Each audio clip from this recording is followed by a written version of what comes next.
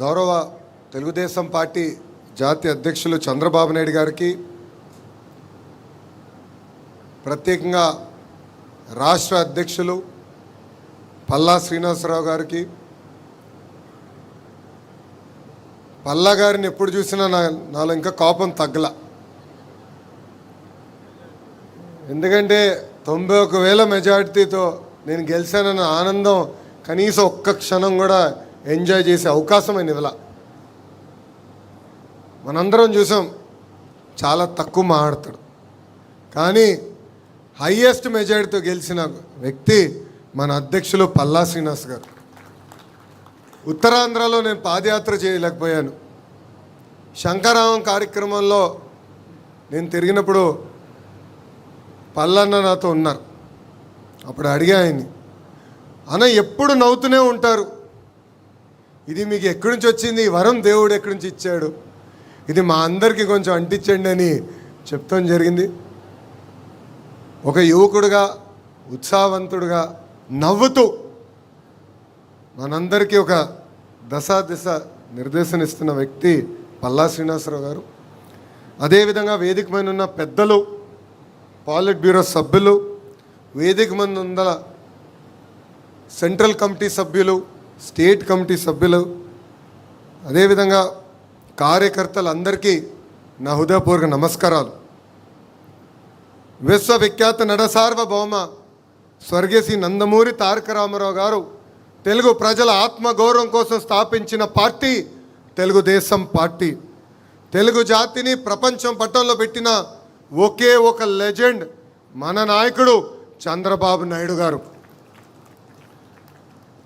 దేశ రాజకీయాల్లో మన పార్టీ ఒక ప్రభంజనం. పార్టీ స్థాపించిన 9 నెలల్లోనే అధికారంలోకి తీసుకొచ్చారు మన నాయకుడు అన్న ఎన్టీఆర్. మనకి గల్లీ పాలిటిక్స్ తెలుసు, ఢిల్లీ పాలిటిక్స్ కూడా బాగా అర్థమవుతుంది. ఓడిపోయినప్పుడు వెనక్కి తగ్గలేదు, గెలిచినప్పుడు కాళ్ళు ఎగరేసుకుని తిరగలేదు. నిత్యం ప్రజలకు అందుబాటులో ఉంటూ ప్రజల సమస్యలు పరిష్కరించిన పార్టీ ఒక తెలుగుదేశం పార్టీ. 44 ఏళ్ళ గొప్ప చరిత్ర ఉన్న పార్టీ మనది. అలాంటి పార్టీకి ప్రత్యేకంగా నన్ను నేషనల్ వర్కింగ్ ప్రెసిడెంట్గా నియమించిన మన అధ్యక్షులు చంద్రబాబు నాయుడు గారికి, దాంట్లో కీలక పాత్ర వహించిన వేదిక ముంద నాయకులకి పేరు పేరున నా హృదయపూర్వక ధన్యవాదములు. ఒక మాటలో చెప్పాలంటే నాకు బాధ్యత పెరిగింది. యువగలం పాదయాత్రలో మిమ్మల్ని అందరినీ కలుసుకుంటూ, మీ సమస్యలు వింటూ, ఇప్పుడు అధికారంలోకి వచ్చిన తర్వాత ఆ సమస్యలు పరిష్కరించే దిశగా నేను పనిచేస్తూ వచ్చా. వాస్తవంగా చెప్పాలంటే ఈ పదవి అనౌన్స్ చేసినప్పుడు నేను చంద్రగిరి నియోజకవర్గంలో ఉన్నా. ఇంకా ఆ బాధ్యత నాలో, అంటే ఇంకా ఈ పదవి ఏం చేయాలి, ఎలా చేస్తే న్యాయం చేసిన విషయం ఇప్పుడిప్పుడు నేను తెలుసుకుంటాం జరుగుతుంది. మొన్న నవ్వుతాన, ఒక పక్కన బాధ్యత, ఇంకో పక్కన ఈ బరువుని కూడా మోయాల్సిన అవసరం ఉంది. ఇది కేవలం నా ఒక్కడి వల్ల కాదు. ఎందుకంటే వేదిక మీద పాలిట్ బ్యూరో సభ్యుల వైపు నేను చూస్తున్నా, వేదిక ముందల నాయకుల వైపు నేను చూస్తున్నా. కలిసికట్టుగా మనం పనిచేయాలి, కలిసికట్టుగా మనం ముందరికి వెళ్ళాలి. అప్పుడే మనం అనుకుంది మనందరం సాధించగలుగుతాం తప్ప ఏదో నేను ఒక్కడనే చేయగలుగుతాను అన్న అహంకారం నాకు లేదు. కానీ లోకేషే అన్నీ చేయగలుగుతారని మీరు అనుకుంటే చాలా పొరపాటు పడుతున్నారు. కలిసికట్టుగా పనిచేద్దాం. ఏ ఆశయాలతో అయితే మన పార్టీని ఆనాడు విశ్వవిఖ్యాత నట సార్వభౌమ స్వర్గీయ శ్రీ నందమూరి తారక రామారావు గారు స్థాపించారో ఆ ఆశయాలతో మనం అందరం కలిసికట్టుగా ముందరికి నడవాలని ఈ సభాముఖం మిమ్మల్ని అందరినీ కోరుతున్నాం. పాదయాత్రలో నేను కార్యకర్తలకు హామీ ఇచ్చా, నాడు నేడు ఎప్పుడు మీకు అండగా నిలబడతానని చెప్పా. కార్యకర్తలు ఎప్పుడు నన్ను అడిగారు, అయ్యా అధికారంలోకి వచ్చిన తర్వాత అధ్యక్షులు కానీ మిమ్మల్ని కలిసాక కొంచెం ఇబ్బంది పడతామంటే ఆనాడే వాళ్ళకి హామీ ఇచ్చా, ఎప్పుడు నియోజకవర్గంకి నేను కానీ మన అధ్యక్షుల వారు వచ్చినా కానీ ఫస్ట్ కార్యకర్తల్ని కలిసిన తర్వాతనే మేము అధికారికంగా కార్యక్రమాలు చేస్తామని చెప్పాను. ఆ ఇచ్చిన మాట ఈరోజు మేము నిలబెట్టుకున్నాం. ఇక్కడున్న నాయకులందరూ తెలుసు, మన జాతీయ అధ్యక్షులు ఎప్పుడు నియోజకవర్గానికి వచ్చినా ప్రభుత్వ కార్యక్రమం చేసిన వెంటనే కార్యకర్తల్ని కలుస్తున్నారు. 500 మంది, 1000 మంది, 5000 మంది ఉండండి మీటింగ్లో చివరి వ్యక్తితో ఫోటో దిగిన తర్వాతనే ఆయన తిరిగి వస్తాం జరుగుతుంది. ఎందుకంటే 5 సంవత్సరాలు నరకం అనుభవించాం, అనేక ఇబ్బందులు ఎదుర్కొన్నాం. ఇక్కడ ఉన్న ప్రతి నాయకుడి పైన దొంగ కేసులు పెట్టారు, ప్రతి నాయకుడిని వేధించారు.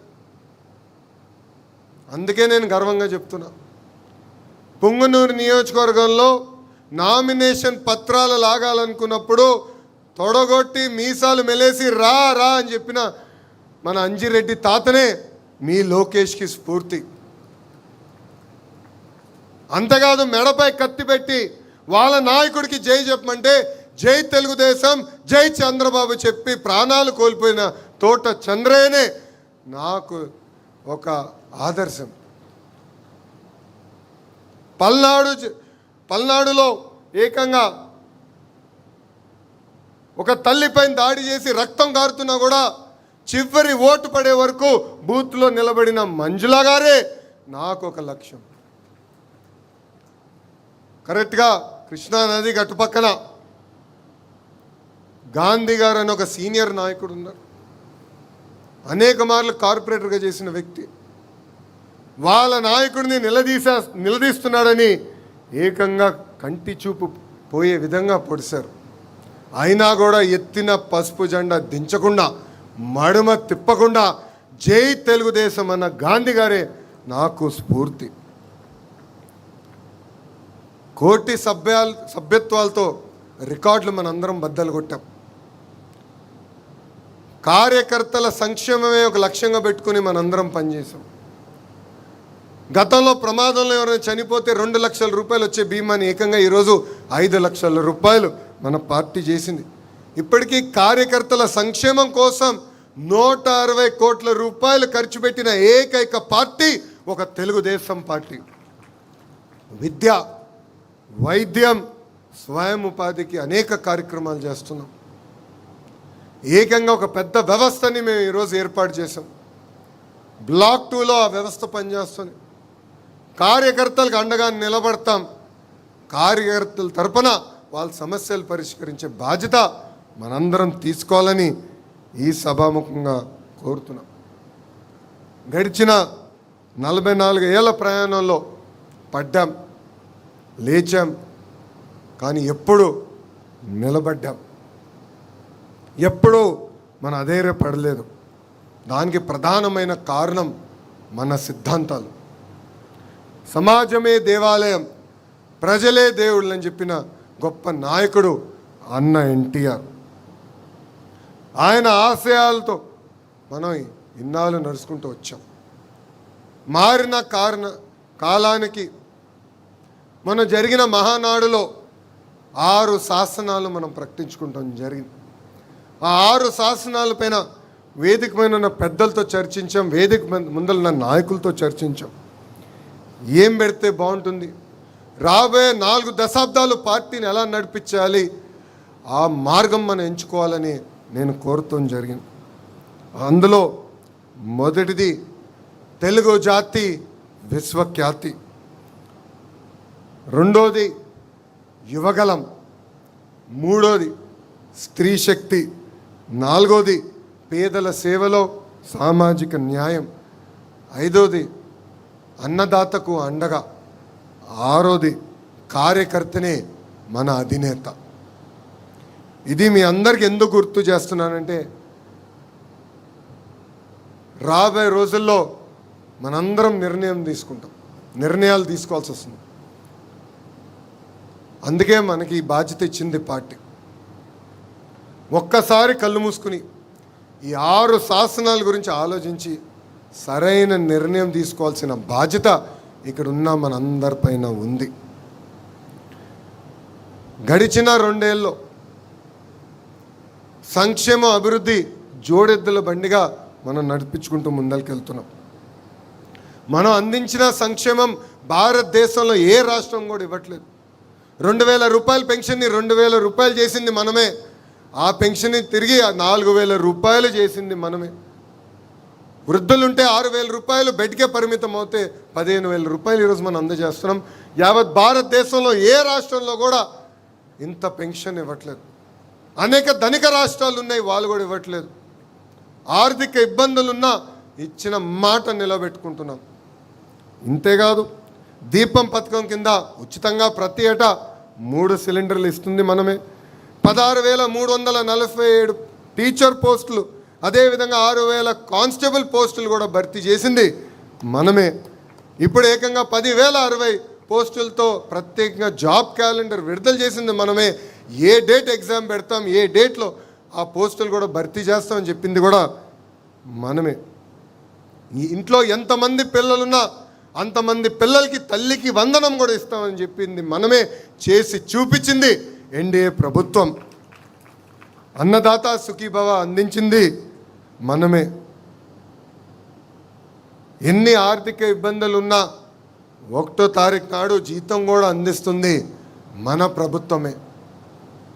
ఆర్థికంగా ఎంత ఇబ్బందుల్లో ఉన్నో మనందరికన్నా మన ఆర్థిక శాఖ మంత్రులు కేశవ్ గారికి బాగా తెలుసు. అయినా కూడా బాబు గారు హామీ ఇచ్చారు, కూటమి ప్రభుత్వం హామీ ఇచ్చింది, ఇచ్చిన హామీని నిలబెట్టుకునే దానికి మనం వెనక్కి తగ్గేదానికి లేదని చెప్పి ఆయన కూడా ఒక ఆర్థిక శాఖ మంత్రులుగా అద్భుతమైన సేవ అందిస్తున్నారు. మనం చూసాం, వాళ్ళ 5 ఏళ్ళు అధికారంలో ఉన్నప్పుడు కనీసం రోడ్డు పైన పడిన గుంటలు పూడ్చలేదు. అలాంటిది ఈరోజు యుద్ధ ప్రాతిపదికంగా గుంటలు పూడ్చాం, రోడ్లు వేసుకుంటూ వెళ్తున్నాం. చేయాల్సిన పనులు ఇంకా ఉన్నాయి. అన్నీ చేసామన్న గర్వంతో నేను చెప్పట్లేదు. ఎవరు ఊహించిన విధంగా మనం అభివృద్ధి చేసుకున్నాం. ఆర్థిక ఇబ్బందులున్న సంక్షేమ కార్యక్రమాలు చేశాం. చేయాల్సిన పనులు ఇంకా ఉంటాయి.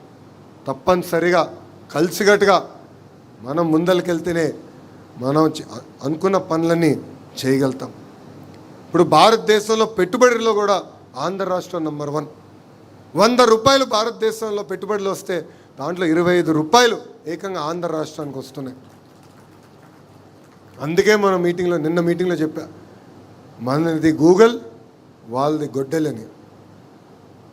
ఒక ట్రేడ్ మార్క్, ఒక బ్రాండ్ అంబాసిడర్గా మన చంద్రబాబు నాయుడు గారు అహర్నిశలు కష్టపడుతున్నారు. Google, Arcelor Mittal, renew, TCS, Cognizant, Reliance ఇలా సుమారుగా 800 ప్రాజెక్ట్స్ ఈరోజు ఆంధ్ర రాష్ట్రానికి తీసుకొచ్చాం. యుద్ధ ప్రాతిపదికంగా మనం గ్రౌండింగ్ కూడా చేస్తాం జరుగుతుంది. సైకో పార్టీ మనకి సినిమా చూపిస్తానంటున్నారు.